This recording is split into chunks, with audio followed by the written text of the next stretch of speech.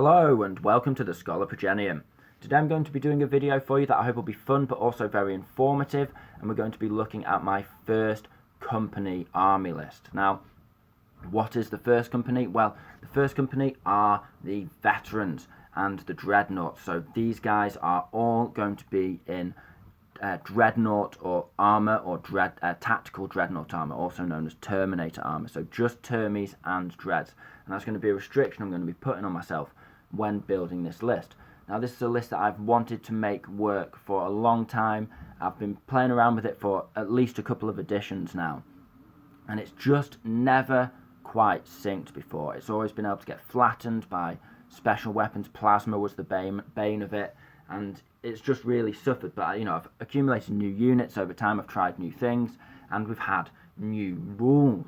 And now, finally, over time, we have a functional army list that is definitely working. I would never take it to a tournament, but I can pick this army list up and I can take it against any general opponent, any one of my mates on any given day, and have a good chance of winning. Now, there are some serious restrictions, not only because I've restricted myself in the units I can take, but also because it really restricts you in the secondaries you can take, and you do have some key vulnerabilities. But nevertheless, this is a functional army that is fun to use. And what do I mean by that? Well, we all have these ideas we get passionate about as 40k players, whether it be Dreadnoughts, whether it be having an all-biker list and all this, that or the other. You get those ideas for these themes in your head, and you want to build these armies, but the fear is that, you'll have this much-loved army that you'll invest a lot of time in. Maybe you'll convert different stuff, or maybe you won't.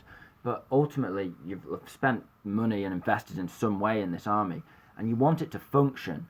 And if you just, playing against opponents and just getting smashed, and there's really no way to get it to work, then it can be very frustrating. It's not a fun list, and it's going to stay in the box. And it's, so it's really important to, be realistic. And I am being realistic when I tell you that, this list in its current status is actually fully working for me. If you want to run a Dreadnought army, whether it's Blood Angels or anything else, it does totally work, and I'm having a lot of fun with it at the moment. And the games are really quick with it as well, because you've only got a few models to move, and it allows you to play cleverly, using line of sight blocking terrain, using obscuring terrain -1 to hit and that kind of thing, and having just small models, but models with a lot of presence that can really control the battlefield. You can really make this list work. There's a few other things I want to talk about why the list is working so powerfully at the moment, and that is, well, first of all, Blood Angels are now a supplement, and all chapters are supplements. So whether you're a Blood Angel or not, this advice will work for you if you want to run a Dreadnoughts list. And whether you're thinking about Dreadnoughts or not, or just a fun list in general, I'm saying to you, go out there, give it a go. Proxy some units if you have to against your mates in some friendly matches.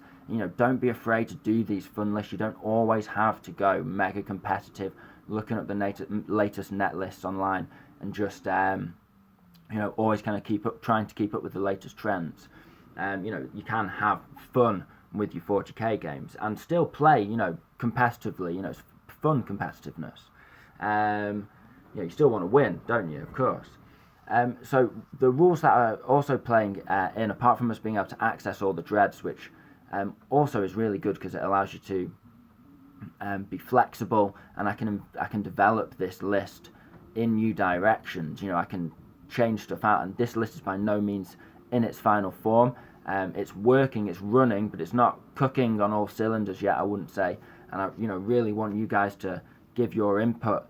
As you always do, you give me great input in the comment section. So give me your ideas. What would you do to this list? And do you know any rules or tricks that you can do that you use with your Dreadnoughts that might help me out here?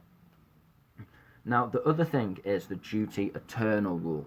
Now, the Duty Eternal rule is an absolute Emperor sent gift. It is amazing, and what it is simply that each time an attack is allocated to this model, subtract 1 from the damage characteristic of that attack. So basically, all the shots coming in, you take 1 damage off, and that used to be a stratagem, and it used to be really, really good and broken combined with Iron Hands, and that was like super meta for a while, a few months until it got nerfed.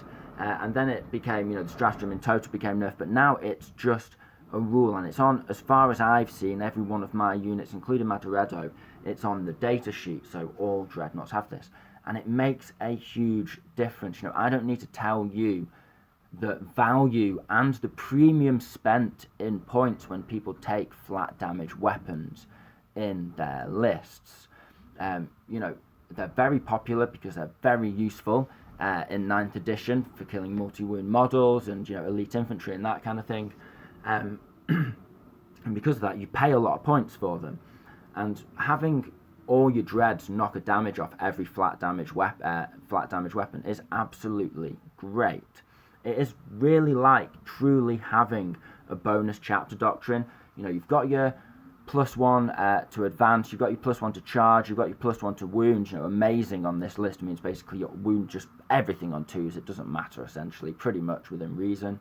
But it also means you get this bonus rule because basically every model in the army, it reduces damage by 1. Incredible, really, really useful. So I'll just, before we go into the meat of the list and I talk you through the units and my unit selections and this, that and the other, and sort of my ideas, how I make the army work, how I make it function and that kind of thing, I just want to read you a bit of lore from the Codex, from the Blood Angel supplement. So, Chapter Master Cyrus Vitalion felt the heavy ceramite of his left greave lock into place. His arming serfs checked and rechecked the seals. By the blood may these hold true for 100 battles, one whispered. The words were so quiet that only the attuned ears of the Adeptus Astartes could hear the words over the thrumming of the Xiphus decking and the rattling of miles of piping. May no blade pierce them, nor shot penetrate, the other murmured as they proceeded in their work. Vitalion paid the serfs no heed as they prepared tools and hefted the components of his armour. He stood with his legs far apart, arms raised so each was parallel with the deck of his arming chamber. A dozen large braziers lit the hall, their yellow flames dancing hypnotically. For a time, Vitalion closed his eyes. To him, the arming ritual was a time for meditation and calm before the demands of war brought fury, fire, blood, and death upon him. He didn't need his eyes to know the chamber.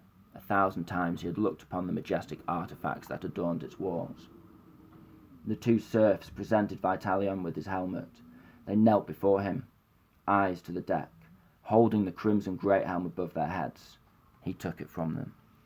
Now, why have I read you that little bit of lore there? And I have a bridge that I've cut bits out there, but, well, it's because simply this is a big part of why we enjoy 40k, is because we like the ideas, the themes of 40k.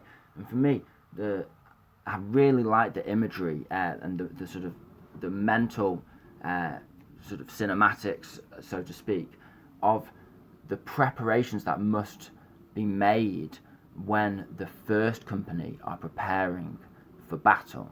So if you imagine, these great dreadnoughts in their slumber, servants of the chapter for hundreds and, if in some cases, thousands of years, are being awoken and prepared for war. The chapter serfs are, cleaning and maintaining them, checking them over. You've got engineers, you've got tech priests, attached to the chapter. You've got chaplains and priests of the chapter performing rites and sacred rituals, and these kinds of things, burning incense, reading from Holy Scripture, adorning the dreadnoughts with various artifacts of the chapter and this kind of thing. And likewise, the veterans preparing themselves in tactical dreadnought armour, the Terminator armour, will be, in a meditative state, going over, taking in what's going on around them, and I'm sure, feeling great honour as they place these artifacts of the chapter that have been wielded in war against the Imperium's enemies for thousands of years, in some cases 10,000 years since the Horus Heresy. So it's cool to make lists like this work because they speak a lot to us as players, and to get them kicking off on the battlefield and actually winning games brings a great deal of satisfaction to us as players, and it's something that is very important to explore in our 40k. We can't always be chasing the meta. Now I'm worrying about what the most recent tournament winning list is. Now let me talk you through my list in some more specific detail. Now what I've got overall is I've got 7 Dreadnoughts, technically 6 in elite slots. So I've got 2 Vanguard attachments, so that cuts me down to 6 CP, 7 obviously when I start my turn. So that is a restriction in and of itself. Also, I've no troops here. If you were a Dark Angel, you would have no problem with that because you could take Terminators as troops. But for me, I've no troops, which is again a disadvantage. I'm struggling for OBSEC in this list. But, I shouldn't need it. Now, the list brings a lot of firepower, a lot of presence, and as I mentioned earlier, you can play very cleverly because Dreadnoughts are actually quite easy to get behind cover, or at least have -1 to hit whilst getting into the enemy. They can move, they can shoot in combat, they can do all kinds of stuff, so they're absolutely great. They're really, really powerful. The Storm Raven is, at the moment, a really valuable part of the list, but also one of the greatest holes in the list. It's a lot of eggs in one basket, as you'll see in a second when I go into the list in more detail, and it's a lot of points. I think it's like something ridiculous, 340 points, something like that.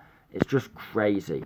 Now, sorry, I do need to fix one of the melter guns on my Storm Raven. It's not there at the moment. I have 2 other Storm Ravens I could have used in this photograph, but sorry about that. This is the one I've been playing with when I took the photos. So we'll go into a bit more detail here. Now, another thing to mention is that because Dreadnoughts are core, that means that characters can buff them, and that's absolutely great. And obviously I've put myself the restriction of only having characters in tactical Dreadnought armor, Terminator armor, so that's just a thing. So let's look in a bit more detail now. If we look at the characters, I have a Librarian Dreadnought and a Captain and a Chaplain. And the Chaplain takes the ability to give a unit +1 to wound, and I give that to my Dreado. It also makes my last cannon's wound onto. It's really, really good, really, really powerful, really useful. The Dreado's only actually strength 7 on its Anvilus auto cannons, but it is AP -2 and 2 damage, which is really, really tasty. So having that +1 to wound is really good. I value that highly. Now, one of the swap outs that I would consider is taking an additional Chaplain. If I got rid of the Storm Raven, I'd have loads of points to play with, and another Chaplain would be really useful, especially to help me get Terminators deep striking in. But the problem is it's a tricky one because I'd have to have the Chaplain in place to where the Terminators were deep striking in for that charge, which might be difficult because Terminator armor is slow. So any suggestions are very welcome. The Terminator Captain is an absolute machine. He has mastercrafted lightning claws. He is Death Company. He also has Blade of the Imperium, or Imperium's Blade, or something like that as his warlord trait, which essentially means he gets to reroll charges, and he has +1 attack and +1 strength on the charge, which is really, really useful. He just tears through units, really good. Then let's look into the sort of components. How do I run this list? What are the different sort of parts, the different cogs in the machine? Now, first of all, I'll talk you through my fire support section. Now, as I mentioned, the Chaplain hangs out with these guys. The Dreadnought, he's a little overcosted potentially, but at 210 points, but maybe not. And again, the points may vary, obviously, because of FAQs.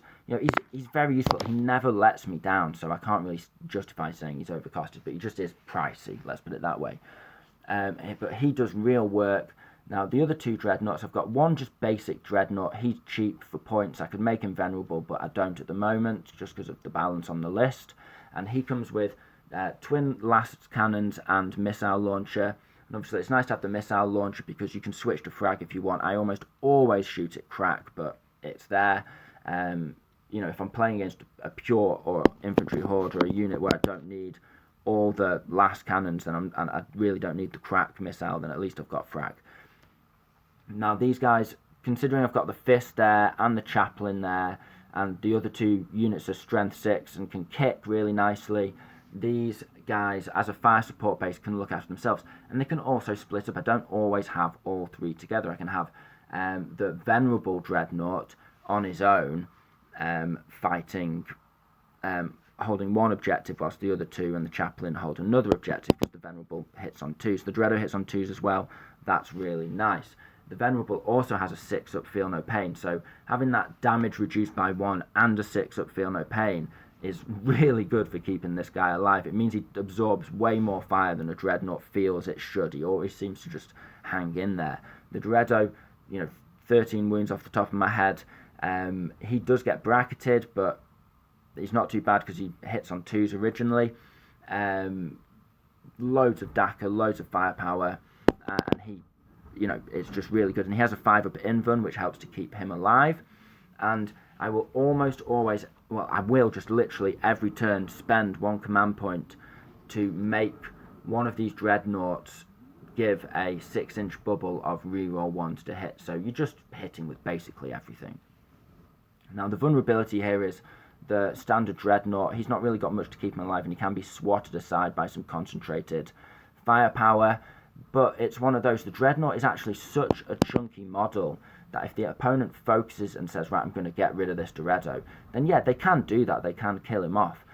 But they're then going to, most of your other Dreadnoughts, if they bring a lot, I've fought against gunline armies with this list, and even gunline armies in the first turn, if they shoot that, commit to getting rid of that Dreado, they're not going to have that much firepower left to hurt your other Dreads, and it's amazing how much he can eat. So he either eats everything in the first turn and keeps the rest of your army alive, or he just absolutely rips stuff apart. It's just one of those. So all in all, really effective fire support. These guys are quite flexible, and I often end up spreading them around or even moving them on from a back objective, a couple of them forwards to grab an objective and be cheeky, and they can defend themselves in combat. They've got it all. They're really good. And I really like the idea that instead of tanks, these guys are much better fire support, or much cooler fire support, because they can look after themselves. So then we'll move on to my sort of board control units. Now for this I have a Contemptor Dreadnought and a Venerable Dreadnought. Now I'll just mention at this point that yes, my Venerables are painted as Deathwatch, but I think that's absolutely fine to run these as Blood Angels, because of course we know that the whole way the Deathwatch work is units are donated or sent to the Deathwatch to run a turn with them. The best of the best are sent, and this includes Dreadnoughts on some occasions. And so the idea that perhaps because of the recent sort of schism in the 40k Imperium and the changes in the law, and because Baal's been on its last legs because of fighting against a High Fleet splinter and all this, that and the other, it would totally stand to reason that the Dreadnoughts that had gone over to the Deathwatch would be called back. The Deathwatch would have to relinquish them, and the Dreadnoughts would have to go and help their brothers. And so it's kind of cool with the idea of the first company assembling that, brothers that maybe haven't fought side by side for a few centuries because they've been on loan to the Deathwatch are reunited to fight together in the first company assemble. So I really like the idea of having these guys keeping their Deathwatch colour and wearing it proudly, and they are the Venerable Dreadnoughts, and it's truly venerable that they have returned with pride from campaigning with the Deathwatch. So super cool in my eyes. That's how I see it in my head and how I justify the paint scheme as well. And so these guys, they function really well together, because one's got a 5-up invuln, the Contemptor. One is, of course, a Venerable, so he's got a 6-up Feel No Pain. They pour out the DACA, and between 2 assault cannons and 2 storm bolters, these guys, just pouring fire. They can wipe out easily a couple of squads. They can do a couple of squads of Fire Warriors. They can do a couple of squads of Skitarii, a couple of squads of Guardsmen. They just don't have a problem with that at all. They'll just absolutely tear through them without any buffs or anything like that. Now, that's not to say that they're not accompanied, because I will often run them as a sort of screen for my Libby Dreadnought. So the Libby Dreadnought sort of comes up behind these guys, and then he'll maybe wings and burst forward to attack something, or it just depends on the context of the game. But these guys work well with the Libby Dreadnought, is what I'm saying. And this is a really mean unit. They can move up the field together, they can split off from each other. If one gets killed, the other's, fine looking after himself. And again, they've got the shooting, they've got the combat. An enemy, when you bring in a list like this, everything is just not an ideal target. Everything's tough, everything's got loads of wounds, everything's toughness 7, everything's got a 3-up save, which is good. And loads of them have invuns or a feel. Everything's got an invun or a feel no pain. Or the Libby, being a character of only 8 wounds, of course can't be targeted if he stays within 3 inches of these guys. So that's great. You can't shoot the character still. So that's great. Just having a Dreadnought that can't be attacked, protected by 2 other mean Dreadnoughts. It's just these guys run up a flank, they'll take an objective, and they'll just destroy anything that considers messing with them. Really, really nice unit. And if I was to get rid of the Storm Raven and change the list around a little bit, then I think what I would do is I would definitely get another Contemptor Dreadnought. With the 5-up invun, it's just really, really tasty. And I'd probably run him with these guys and make this a unit of 3 Dreadnoughts. Now, moving on to the final section of the army list, we have the sort of eggs that sit in the basket that is the Storm Raven. And for this I've got a Furioso, I've got my Captain with some tricks up his sleeve. He absolutely, as I described earlier, he's really good for slicing and dicing. And then I've got some Assault Terminators. Now I have to apologise, these guys actually aren't based because I have run these guys at tournaments actually, when tournaments didn't care about basing, a long time ago. But they've been in the box or not played competitively for a while, so I really need to base these guys up. I actually couldn't believe they weren't based when I got them out of the box. I was like, wow, I've had these guys in the box for a while. Now, those of you who are veteran Blood Angels players will well recognise a combination like this, similar to this. Running a Storm Raven with some Thunderhammer Terminators and a Furiosa Dreadnought is like solid, amazing 5th, 6th edition, like meaty, like mega death cheese, I'm going to murder you. Like, this was a really nice combo back in the day. It feels so funny to be cracking this combo out in 9th edition. But, it actually really, really works. It wrecks face when it gets in. The problem is, as I've described them as eggs in a basket, the Storm Raven, it's 13 wounds and it's toughness 7 with a 3-up save. It is eminently destroyable. And if these guys plummet, if I roll 1s on these guys, there's 3 units in here, so I can't protect them all. I've only got 6 CP anyway, so I don't really want to spend CP protecting these guys from a disembark. It's just risky. And if the opponent goes first and they blow the Storm Raven up, and I've got it wedged in the back corner trying to protect it, then the best these units are going to do is very much hold on to an objective in the backfield. And if that happens, then these guys basically move on and protect my back lines, with the idea of moving up to the mid as time goes on. They just have to focus on getting themselves in position. And boy, do they defend wherever they're defending. But because of the lack of mobility, they really are stuck. They can't shoot, they're not contributing much, and it's a lot of points. It's about 500 plus points, way more, just dumped out of, position on the battlefield. So it's not ideal. But as I mentioned, the Dreado is a big, target. I've got the Contemptor and the Venerable with their assault cannons, and the Libby Dread charging towards my opponent as well. And I've got the Storm Raven, which I will always position as far away from. Place it last, and I'll position it as far away from my opponent's firepower as I can, to just try and keep it alive. If I can place it in a position where I can calculate to keep it alive, then I don't care if they get blown out in the second turn. I'm just going to storm it up into position. The other Contemptor and Venerable will be causing havoc at that point in the midfield.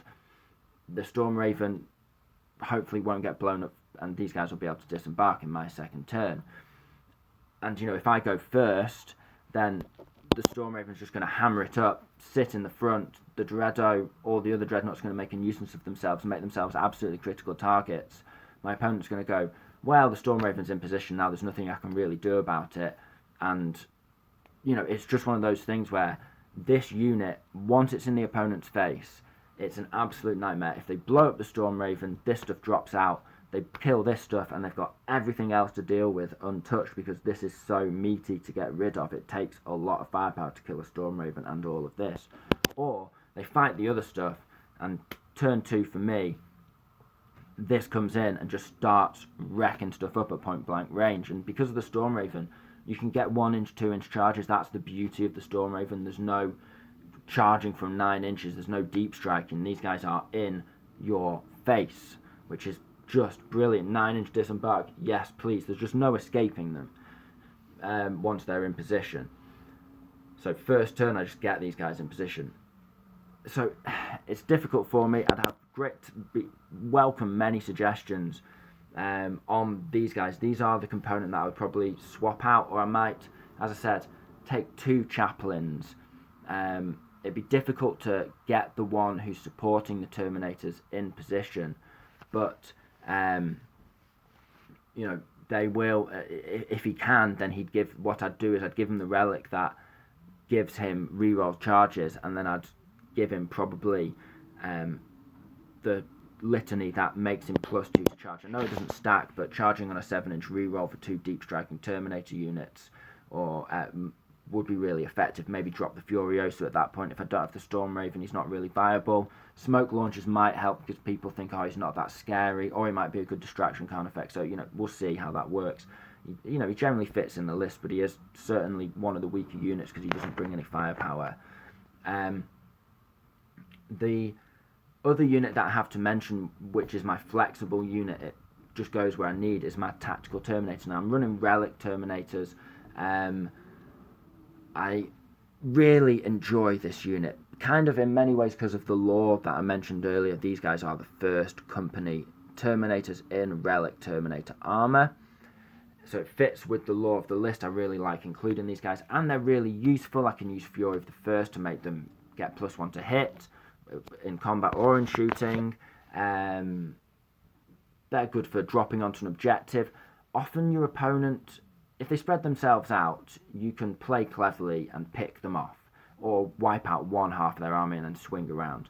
Or you can control objectives. It just depends. This army is actually surprisingly flexible and survivable compared to what it looks.